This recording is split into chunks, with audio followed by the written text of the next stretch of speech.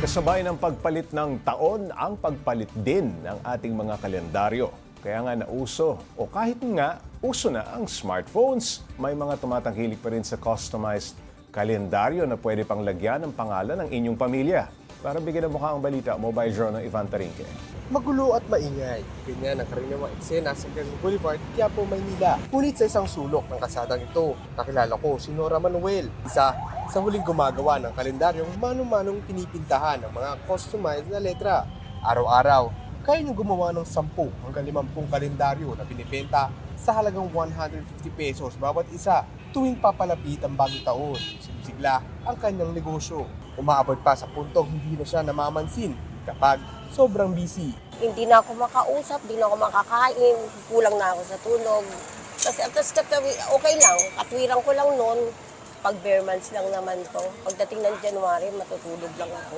Libre na ang pagpapakustomize at pagpapatatak ng family name o kahit anong gusto mong ipasulat. Pero kung full custom design ang nais, tataas ang presyo at maaaring umabot ng 500 pesos kada piraso. Bagong layout kasi ang kailangan gawin, kaya mas matrabaho ang proseso. Kung anong design niya dito sa kalendaryo, ili-layout na lang yun ulit para maging tarpaulin na lang yun. Kaso mas mahal siya.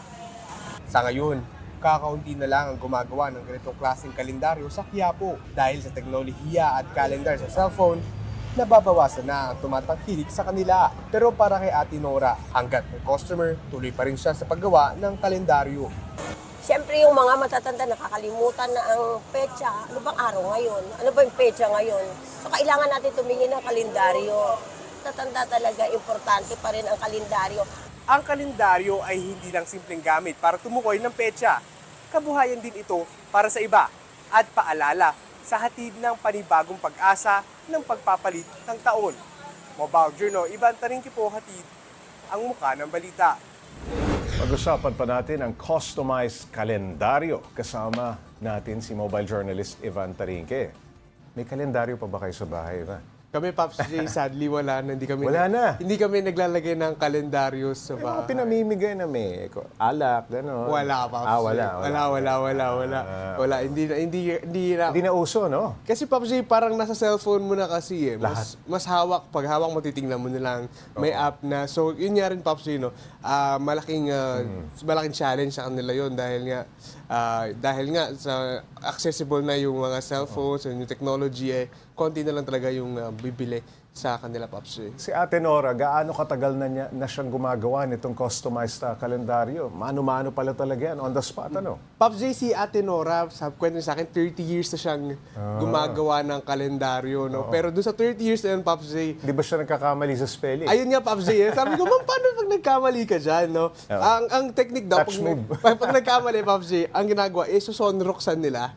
Tapos, yung Buburahin. letter, buburahin, Oo. gamit yung bleach. Oo. No? Gamit yung Para bleach. pumuti. Oo. Para pumuti. Tapos, paplansyahin nila para tumigas ulit.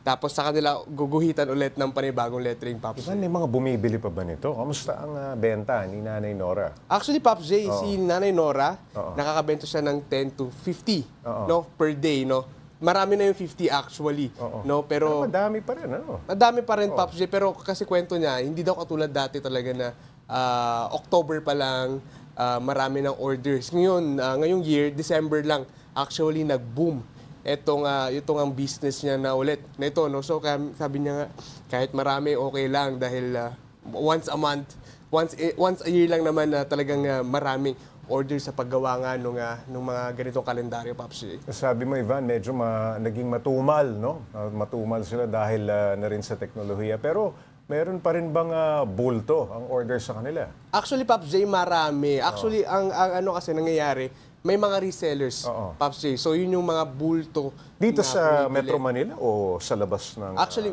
within Metro Manila and outside Metro Manila, Pops J. So, may mga customers sila na bulto bumili at yung mga resellers, bibili sa kanya ng isang bulto at yun naman na sila bahala na mag-distribute ng mga kanilang pinamili, no, Pops J. Pero yun nga, no, ang maganda dito kay Nanay Nora, pag pumunta doon sa pwesto niya, pwede mong patatakan. Oo. No, pwede mong i-personalize. On the spot. Oo. On the spot, no, Pops J. At mabilis lang actually, no.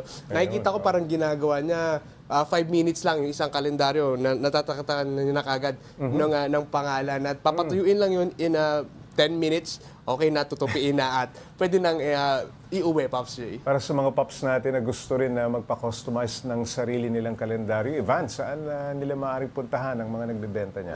Actually, Pops J, nang nakita ko kanina, parang Oo. 2-3 na lang silang gumagawa neto sa Quiapo. So, konti na lang sila. Ito, si Nanay Nora, saka yung isa pang gumagawa nito. Magkatabi sila ng pwesto sa may bandang katapat lang na simbahan sa Quiapo. Basta doon sa vicinity ng Quiapo. Tama ka, Pops J. Doon lang sa vicinity ng Quiapo, may kita mo doon, maraming kalendaryo nakasabit.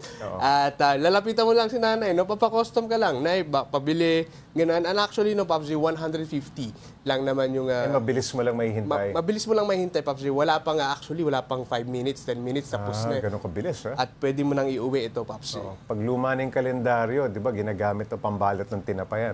Tama ka dyan, Pops J. Pero ito kasi, Pops J, ano to eh, ano siya eh, cloth type. So, oo. medyo mas matibay siya compared do sa Parang mga... canvas, gano'n? Parang canvas, Pops J. So, Aba. mas matibay siya compared do sa mga paper type na kalendaryo, Pops J.